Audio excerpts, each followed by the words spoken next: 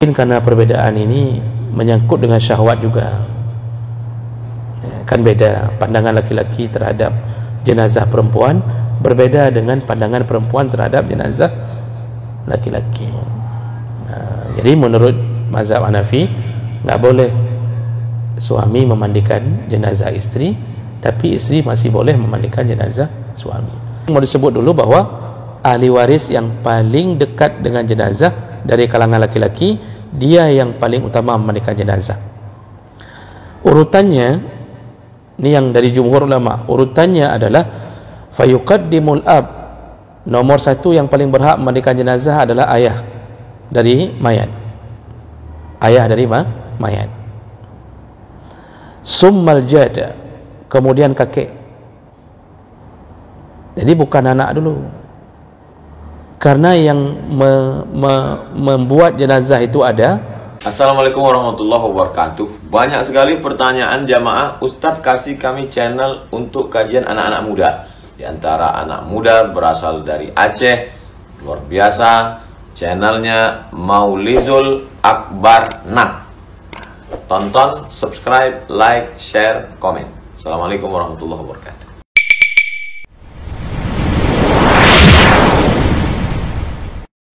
على نبينا وسيدنا المصطفى محمد وعلى آله وأصحابه أجمعين. أما بعد، رب اشرح لي صدري ويسر لي أمري واحلل عقدة من لساني يفقهوا قولي. Segala puji bagi Allah, kemudian salawat dan salam pada Rasulullah, pada keluarga dan seluruh sahabat-sahabatnya. Ya Allah muliakan bapak-bapak dan ibu-ibu jamaah salat maghrib dan isya insyaAllah, dan semoga kehadiran kita menjadi pahala di sisi Allah Subhanahu wa ta'ala. Bapak ibu yang Allah muliakan, setelah kita membahas beberapa perkara ketika seseorang menghadiri orang yang mau meninggal, dan perkara-perkara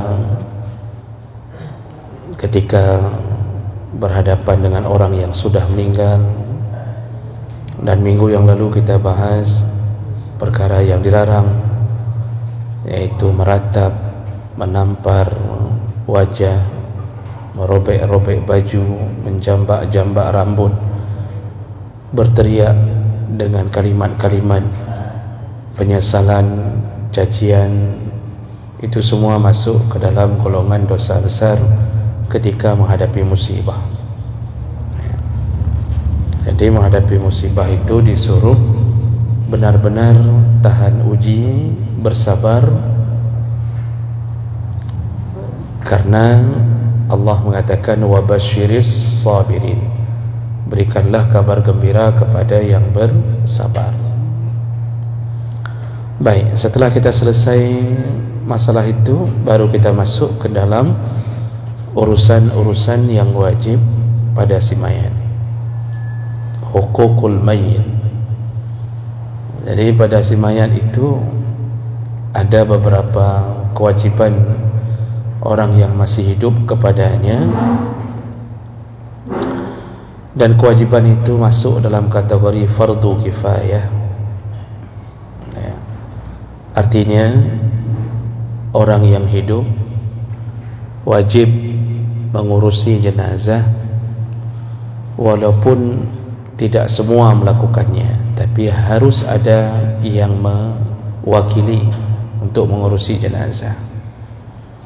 Kalau tidak ada satupun yang mengurusi jenazah sehingga terlantar jenazah, maka satu kampung, satu kota itu dihukumi dosa besar, semua dosa besar.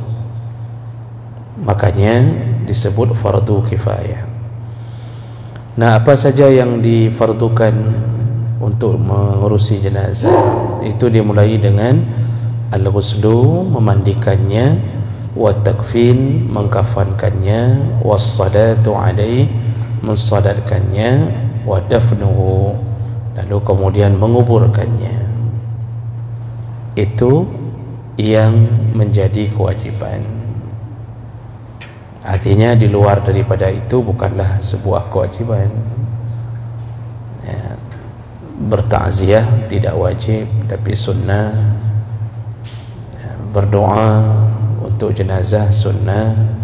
Jadi tidak lagi menjadi sebuah kewajiban. Baik. Nah, yang pertama sekali yang harus kita fahami dan pelajari kembali yaitu tentang taghsil al-mayyit, tentang memandikan jenazah. Apa hukum memandikan jenazah? Sama dengan hukum utamanya yaitu fardu kifayah. Rasulullah sallallahu alaihi wasallam menyatakan dalam hadis riwayat Bukhari Muslim, "Ighsiluhu bima'in wa sidrin wa kafinuhu fi saubai." Mandikanlah jenazahnya. Ada salah seorang sahabat meninggal, Rasulullah mengatakan, mandikanlah jenazahnya dengan air dan sidr. Sidr itu daun-daun yang memunculkan wangi-wangian. Kalau sidr ini, kalau terjemahan aslinya daun bidara. Jadi mandikan dia dengan air dan bercampur dengan daun bidara. Wa kafinuhu fi saubai, lalu baru kafankan dia dengan pakaian atau kain yang ada. Wa tusannul mubadarah li ghuslil mayyit inda tayaqqun min mautih. Kalau sudah yakin mayat, kalau sudah yakin seseorang sudah meninggal, maka disunnahkan al-mubadarah, segera. Jadi kalau sudah yakin ni dah meninggal ni, panggil doktor, cek, benar-benar diyakinkan meninggal, maka disunnahkan untuk menyegerakan. Jadi enggak disunnahkan untuk memperlama urusan memandikan jenazah. Kita sudah sebutkan minggu yang lalu, walaupun harus menunggu anak, diharuskan oleh anak untuk menunggu anak, maka itu tidak perlu ditaati.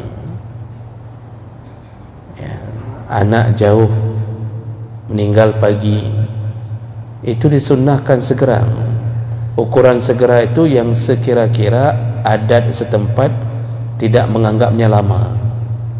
Jadi ukuran segera itu bukan langsung begitu meninggal langsung siap-siap mandi, enggak. Yang kira-kira adat setempat menganggap itu tidak lama. Ya, contohnya meninggal jam 7, jam 8, jam setengah 9, yang kaji dah pemano. Jadi jangan sampai nunggu zuhur. Kata anak, kami sudah OTW, tolong tunggu. Jangan, segerakan. Anak yang saleh itu menelepon lalu mengatakan mandikan saja, segerakan. Karena yang lain tidak lagi bermanfaat pada si mayat kecuali amal saleh dari sambungan anak-anaknya. Jadi bukan kehadiran anak yang bermanfaat, tapi amal salehnya. Atau apa nunggu anak hanya untuk melihat jenazah, ya? Amal saleh mereka yang dibutuhkan oleh si mayat, doa mereka yang dibutuhkan. Jadi disuruh segerakan mandi.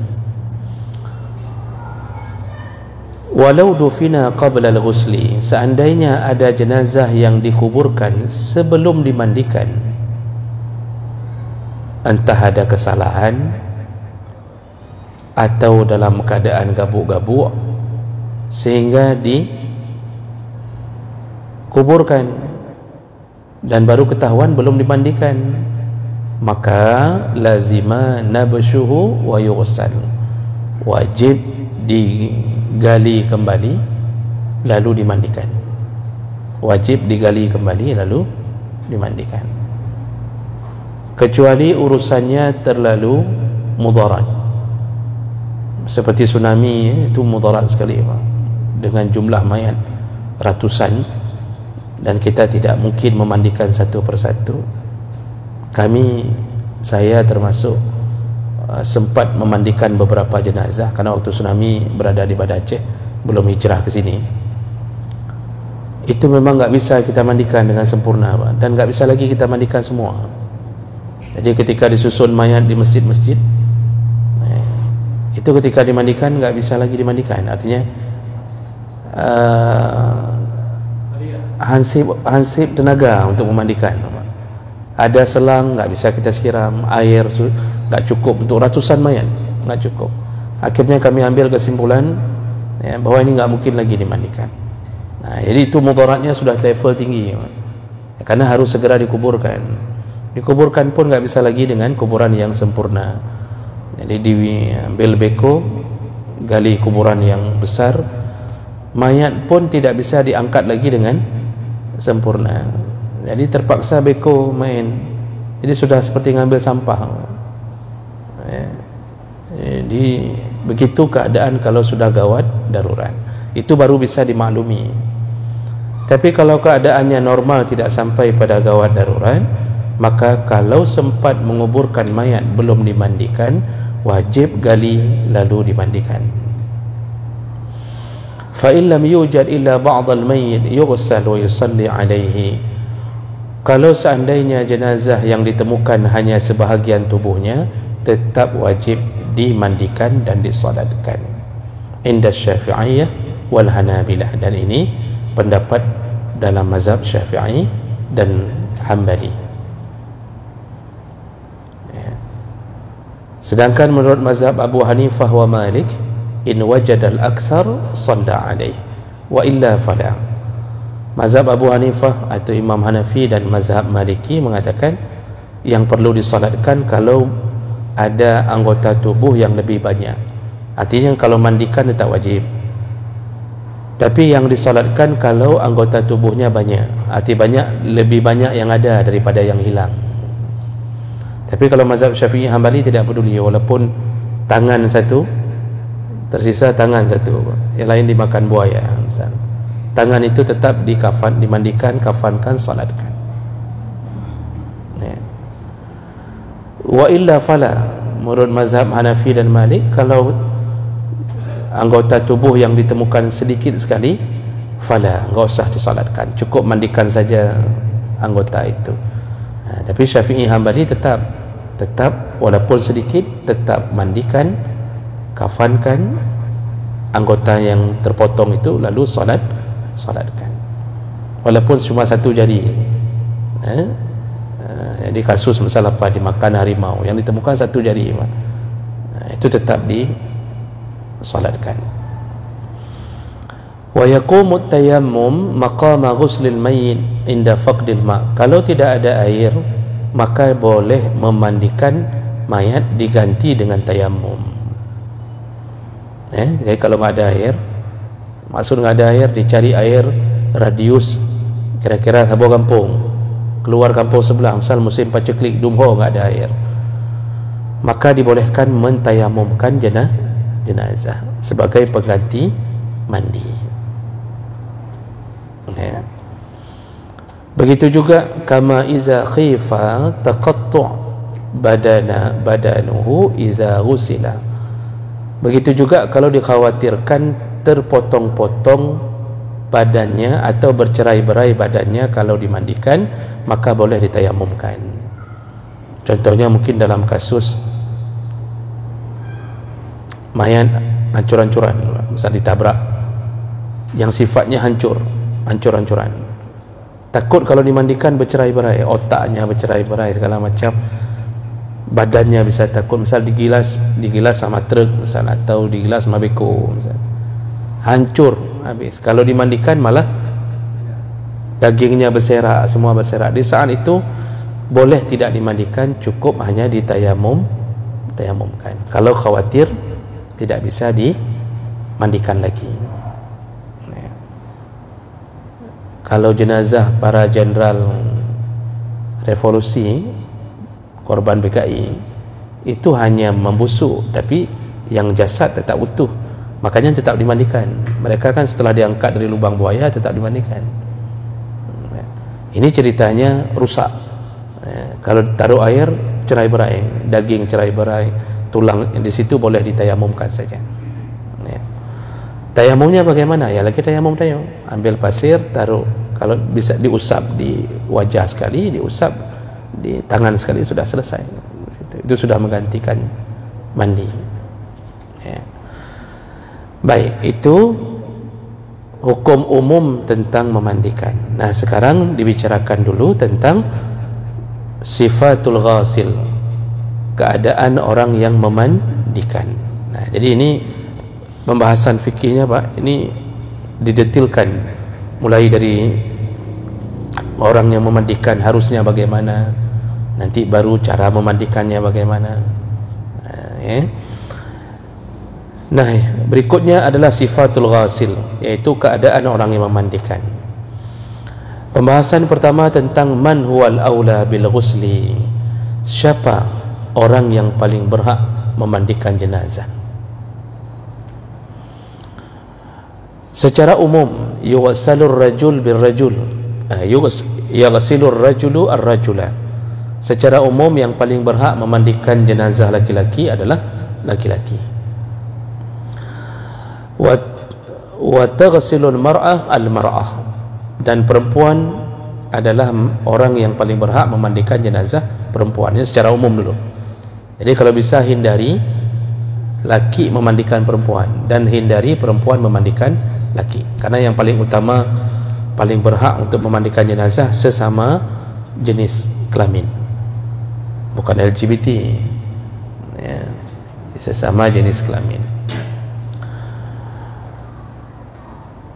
Hatta law hadara al-mayyit ar-rajul al-mayyit ar-rajul kafirun wa muslimatun ajnabiyyah ghasalahu al-kafir, sampai kalau seandainya ada orang yang meninggal, yang ada di situ cuma ada seorang laki meninggal, jadi mayatnya ni laki-laki ni, lalu kemudian yang ada di situ adalah orang kafir, satu laki tapi kafir, dan ada satu perempuan muslimah tapi bukan mahram dari si mayat. Ini misal ni mau dikasih contoh, kalau ada satu jenazah, jenazahnya orang Islam, yang ada laki di situ waktu dia meninggal, yang ada laki satu orang tapi kafir, dan ada satu orang lagi perempuan muslimah tapi bukan mahram. Maksudnya siapa lebih utama memandikan si jenazah laki, si perempuan yang muslimah atau si kafir yang tidak sama agama dengan si mayat? Maka jawaban jumhur ulama, ghasalahul kafir, tetap si kafir lebih utama memandikan jenazah, karena yang diukur adalah jenis kelamin.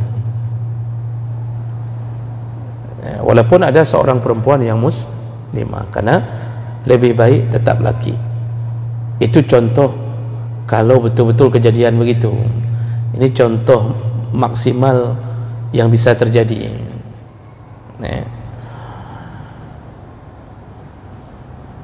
Wal mar'atul ajnabiyyah aula bil ghusli min az-zawj khurujan min al-khilaf, dan perempuan yang ajnabi, perempuan yang bukan mahram, itu lebih utama memandikan jenazah perempuan dibanding dengan suaminya sendiri. Jadi ini kalau ada seorang perempuan, jenazah seorang perempuan, ada suami, lalu ada perempuan-perempuan yang bukan mahram dari si jenazah, artinya bukan saudara jenazah, enggak ada, bukan nasab dari jenazah. Ini ada suami tapi ada perempuan, tapi perempuan ini bukan saudara dari jenazah. Mana lebih utama? Tetap yang perempuan ajnabi lebih utama memandikan jenazah dibanding suaminya sendiri. Jadi kesimpulan pertama mau dibilang apa? Itu menunjukkan yang paling berhak memandikan jenazah laki-laki adalah laki-laki, dan yang paling berhak memandikan jenazah perempuan adalah perempuan. Lalu kemudian, karena sudah bicara tentang ini, timbul pertanyaan, wa hal yaghsilu ar-rajul zawjatahu bil 'aks, apakah boleh suami memandikan istri atau kebalikannya? Tadi kan kalau ada perempuan sama suami, kalau ada perempuan yang ajnabi bukan mahram dibanding dengan suami, kan tetap yang lebih utama memandikan jenazah perempuan adalah perempuan walaupun ada suaminya. Tapi timbul pertanyaan, kalau begitu bolehkah seorang suami memandikan jenazah istrinya atau bolehkah isteri memandikan jenazah suaminya? Dalam mazhab Hanafi, ini sebagai perbandingan, pokoknya kalau saya sebut mazhab lain selain Jumhur atau Syafi'i, itu untuk pengetahuan kita ya. Yang kita sudah terbiasa dengan mazhab Syafi'i, ikuti mazhab Syafi'i. Jadi jangan salah bawa pulang. Nanti jangan sampai pulang pengajian jed geken dah mazhab Hanafi jed, padahal mungkin berbeda dengan pandangan mazhab Syafi'i. Ambil mazhab Syafi'i, bukan bermakna mazhab Syafi'i harus diambil dan lebih benar, tetapi ini sudah menjadi kebiasaan beramal. Karena kalau mencampur adukkan semua itu malah nanti menyebabkan kerepotan dan bisa tidak sah satu amalan. Jadi karena kitab ini bicara 4 mazhab, maka sebagai pengetahuan kita dan penting. Jadi jangan kita sampai terlalu fanatik, seakan-akan menyokad yang tayang tepa lawitnya mandum taklah. Jadi seakan-akan kalau ada orang yang melakukan berbeda, seakan-akan mereka semuanya salah. Jangan begitu. Maka cara mencairkan sifat itu harus belajar perbandingan mazhab. Paling kurang kita beramal dengan mazhab Syafi'i, tapi pengetahuan kita sudah cukup untuk tidak mengkafirkan dan membid'ahkan amalan orang. Paling kurang kita kan semakin bijaksana, Pak. Nanya lah mazhab Hanafi, nanya jeutnya. Cuma tanya udah pupuk lagi mazhab Syafi'i juga kan selesai urusan. Selama ini kadang-kadang, mohon maaf nih, baru baca satu kitab, remannya minta ampun. Semua disalahinya, semua salah. Padahal yang dia baca punya versi, mungkin versi yang masih rendah, misal contohnya. Lalu dia salah-salahkan orang. Ini tidak baik. Makanya nanti ada pengetahuan mazhab yang lain. Baik, menurut mazhab Hanafi, la yajuzu lirrajul ghusla zawjatahu wa massaha liinqita' an-nikah. Menurut mazhab Hanafi tidak boleh seorang laki-laki, suami, memandikan jenazah istrinya. Begitu juga tidak boleh menyentuhnya liinqita' an-nikah, dengan alasan sudah putus pernikahan dengan kematian. Jadi mazhab Hanafi enggak boleh, suami enggak boleh mandikan istri. Nanti kebalikannya ya, dibolehkan ya. Jadi yang enggak boleh suami mandikan istri karena sudah putus hubungan pernikahan. Wa yajuzu lahu an-nadhar ilaiha fil asah, tapi boleh melihat jenazah istrinya ya. Wa yajuzu lil mar'ah an taghsala zawjaha, namun seorang istri boleh memandikan suaminya walau kanat mu'taddah min talaq raj'i, walaupun masih dalam masa iddah. Ini sudah ditalak nih, tapi masih dalam masa iddah, belum rujuk, maka tetap si istri masih boleh memandikan jenazah suaminya ya. Mungkin karena perbedaan ini menyangkut dengan syahwat juga ya, kan beda pandangan laki-laki terhadap jenazah perempuan, berbeda dengan pandangan perempuan terhadap jenazah laki-laki. Jadi menurut mazhab Hanafi enggak boleh suami memandikan jenazah istri, tapi istri masih boleh memandikan jenazah suami. Wa qala al-jumhur, bagaimana pandangan jumhur ulama?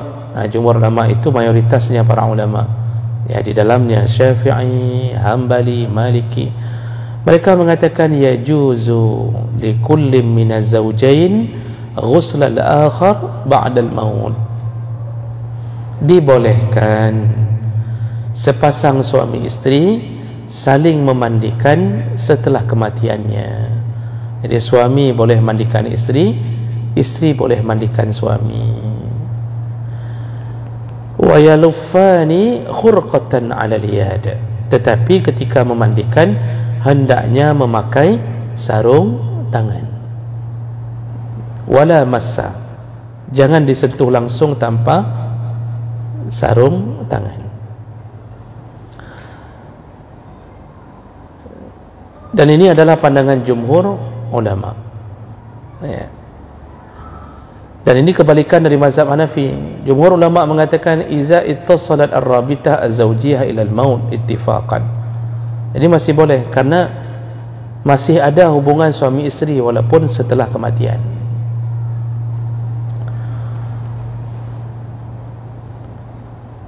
Kalau seorang perempuan sudah ditalak oleh suaminya sebelum mati, lalu sudah habis masa iddahnya, bi'inin qadat iddatuha, sudah habis masa iddahnya, maka tetap dalam mazhab Syafi'i dibolehkan, ya, dibolehkan memandikan mantan suaminya, ya.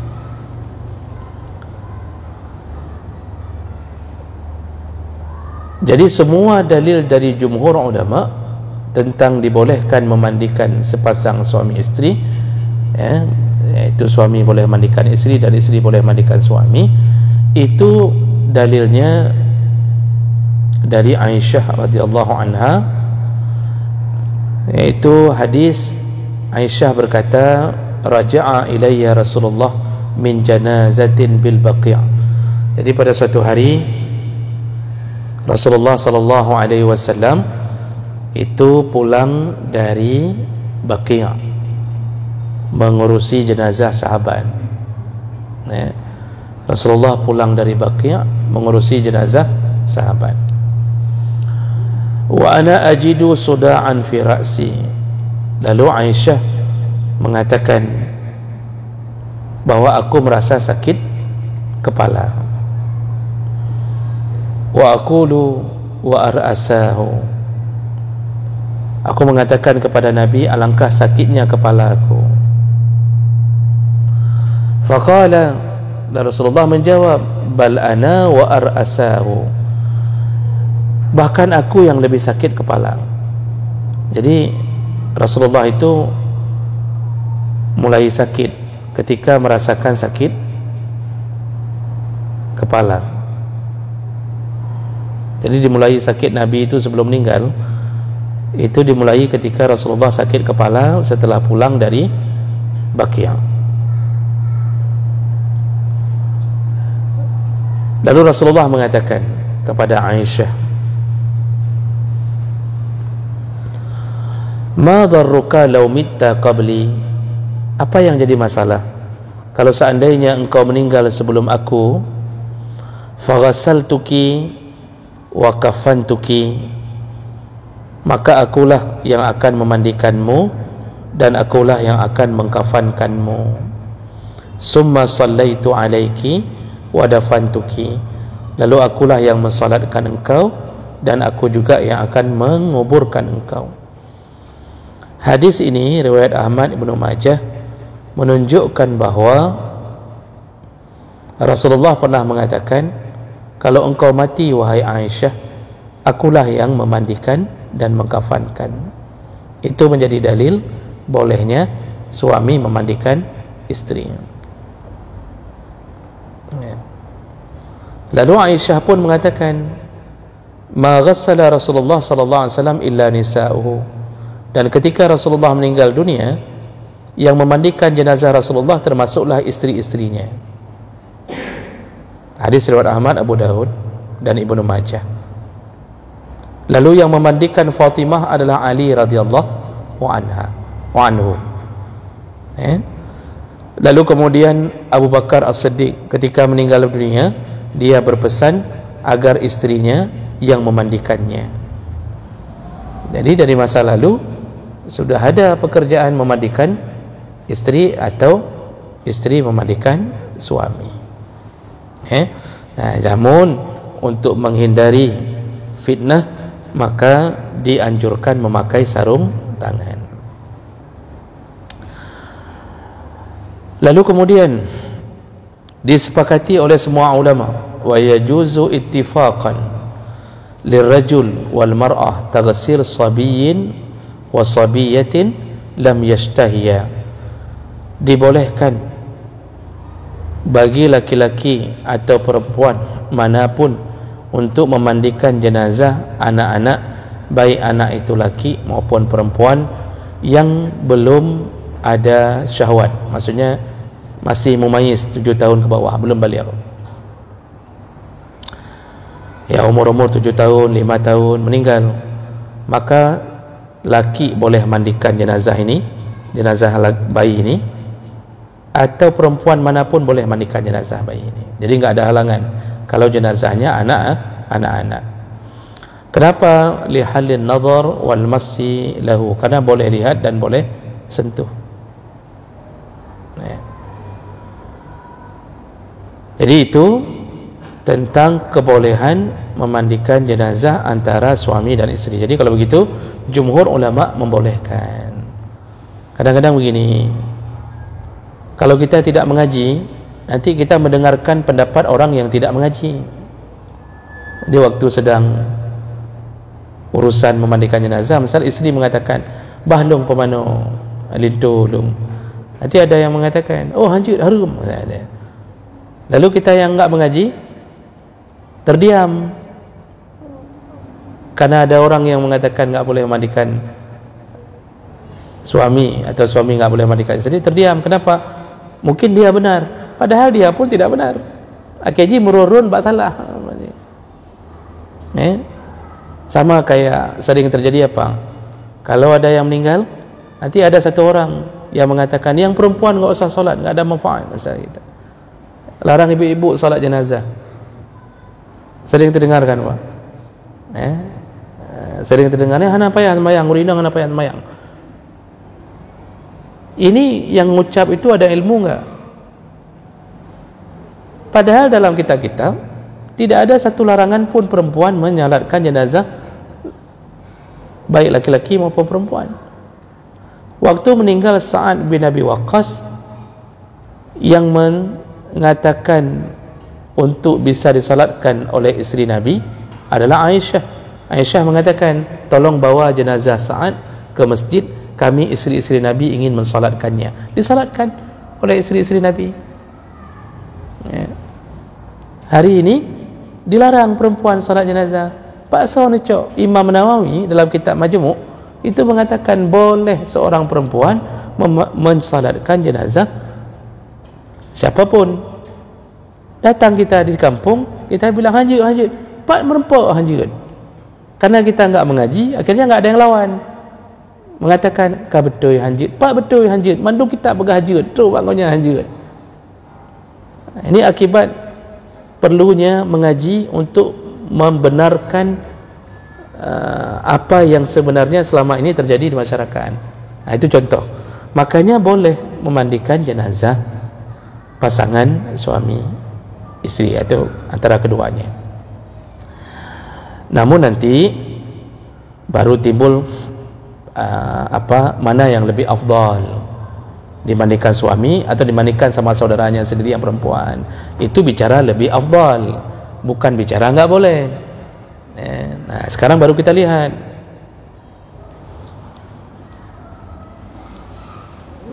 Itu betul ya, cocok. Saya berpatokan ke jam itu, nanti tiba-tiba ke azan. Padahal saya ingin kasih tanya jawab, ke azan nanti. Sedikit lagi, nanti 10 menit kita bertanya jawab. Kemudian, wa aulan nas bi ghuslin mayyit ar-rajul, dan orang yang paling utama memandikan jenazah laki-laki adalah orang-orang. Kenapa jenazah laki-laki diutamakan dimandikan oleh laki-laki? Aulahum bis-salat alaihi, karena nanti laki-lakilah yang paling berhak untuk mensalatkan jenazah itu. Wa aulan nas bil mar'ah, dan orang yang paling berhak memandikan jenazah perempuan qarabatuha, yaitu kerabat-kerabatnya sendiri dari kalangan perempuan. Wa yuqaddimna 'ala zaujin, lebih utama kerabat-kerabat perempuan daripada suami. Ini baru bicara lebih utama. Jadi kan tadi boleh suami memandikan isteri. Ditanya mana yang lebih utama, saudara sendiri, adik, mama, atau suami? Baru dijawab oleh para ulama, termasuk Syafi'i dan Hambali, mengatakan yang lebih utama adalah kerabat perempuan dibanding suami. Tapi kalau suami maksa, ana bahlung pemanum, lain, ya jangan buat ribut.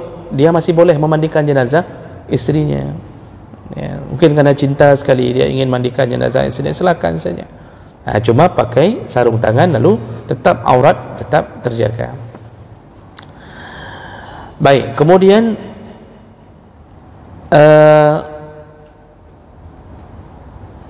di antara karangan laki-laki, siapa yang paling berhak memandikan jenazah? Fa'aulan nas birrajul, orang laki-laki yang paling berhak memandikan jenazah.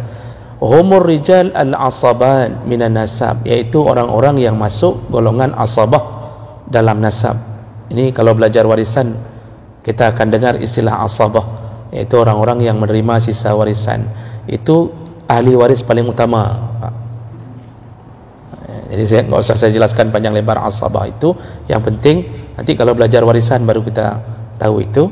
Tapi yang penting mau disebut dulu bahwa ahli waris yang paling dekat dengan jenazah dari kalangan laki-laki, dia yang paling utama memandikan jenazah. Urutannya, ini yang dari jumhur ulama, urutannya adalah fayuqaddimul ab.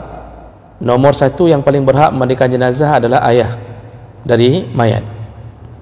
Ayah dari mayat. Summal jad, kemudian kakek. Jadi bukan anak dulu. Karena yang membuat jenazah itu adalah ayah, dan yang menjadikan ayah adalah kakek. Maka ke atas dulu.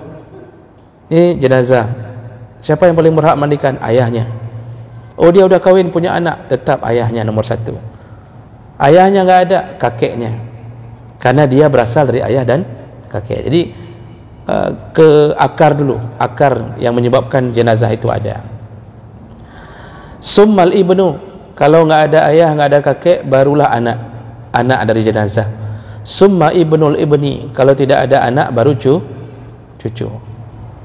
Artinya anaknya duluan meninggal, yang ada cucu pengganti anak, paling berhak memandikan jenazah. Summal akh, lalu baru ke samping. Jadi intinya diingat Pak, pertama itu ke atas, yang kedua ke bawah, ketiga baru ke samping. Nah, siapa ke samping? Summal akh, kalau nggak ada anak, nggak ada cucu, nggak ada ayah, nggak ada kakek, nggak ada anak, nggak ada cucu, yang paling berhak memandikan jenazah al-akh, saudara kandung.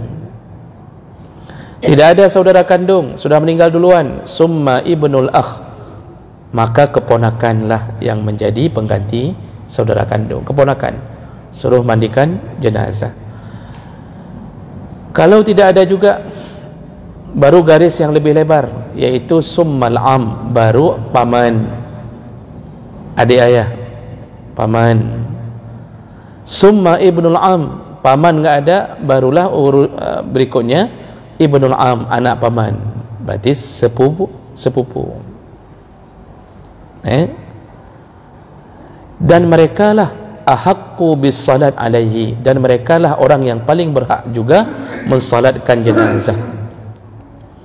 Mereka yang paling berhak memandikan, mereka yang paling berhak mensalatkan. Dengku imam di mana? Dengku imam kalau diizinkan oleh mereka. Jadi dengku imam nggak boleh maju tu. Cuma datang, tanya sama keluarga, bagaimana, ada keluarga yang memandikan, mana anak? Kata anak, long hanja, long ahli kimia tapi tidak ahli memandikan jenazah. Kata anak, long doktor tapi tidak bisa memandikan jenazah. Long profesor, long doktor, doktor nggak bisa mandikan jenazah. Saya serahkan sama tengku saja. Itu berarti sudah diwakilkan ke tengku. Kalau nggak ada saudara lain yang bisa memandikan. Tapi kalau ada saudara lain, ya, ayah mengatakan biar dimandikan sama anaknya. Ayah nggak bisa mandikan, anak nggak bisa mandikan, keponakan nggak bisa, sepupu nggak bisa, diserahkan ke tengku, baru tengku maju. Jadi nggak boleh sembarangan. Begitu maju, bandung. Itu kalau nggak diizinkan sama ahli keluarga bisa menyebabkan dosa pada tengku itu. Jadi urusan jenazah itu urusan pribadi keluarga. Ya, urusan pribadi keluarga dalam urusan siapa paling berhak. Ya. Kalau semua mereka ada, mereka ada semua. Wa yuqaddimul afqah 'alal asan. Misal adik ada, anak ada, bapa ada, maka untuk melihat kualitas, maka yang diutamakan al-afqah, yang paling faham fikih tentang jenazah. Anak kita ada, adik kita pun ada. Sebenarnya kan tadi urutannya anak duluan baru adik. Rupanya adik kita lebih faham fikih, dia belajar di pesantren. Anak kita tidak belajar tentang urusan itu, maka yang diutamakan kualitasnya adalah yang paling faham fikih, paling faham ilmunya. Jadi si anak mengatakan, kakak pak cik mentang gonyan nagemurno di daya, misal begitu. Itu yang paling faham fikih. Jadi kalah umur kalau dibanding ilmu, walaupun lebih tua umurnya, tapi kalau ada yang lebih muda, lebih faham fikihnya, tetap diutamakan yang lebih muda. Kalau semuanya tidak ada, summa zaujah, barulah istri maju untuk memandikan jenazah. Dan ini boleh, seperti disebutkan tadi oleh mazhab Syafi'i dan Hambali. Enggak ada. Kita misal sama istri tinggal di kampung orang, kerja di Papua misal, yang kita bawa cuma istri, anak enggak ada, semua enggak ada, ya, maka istri dibolehkan memandikan jenazah suaminya, ya. Fal ajanib aula minaz zaujah. Namun catatannya, kalau masih ada laki-laki muslim lain walaupun bukan saudara, tetap lebih utama memandikan jenazah dibandingkan istri. Jadi orang kampung lain, tetap yang laki lebih utama memandikan jenazah walaupun enggak berhubungan saudara dibandingkan dengan istri. Nah, itu yang lebih utama, ya. Jadi dalam urusan laki-laki itu, urusan itu yang lebih utama. Namun ada catatan dari mazhab Hambali. Mazhab Hambali sedikit berbeda, Pak.